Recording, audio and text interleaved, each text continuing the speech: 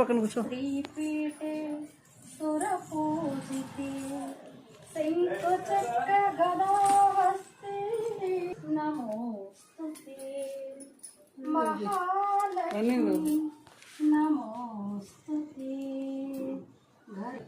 మహాలక్ష్మి నమోస్తుతే.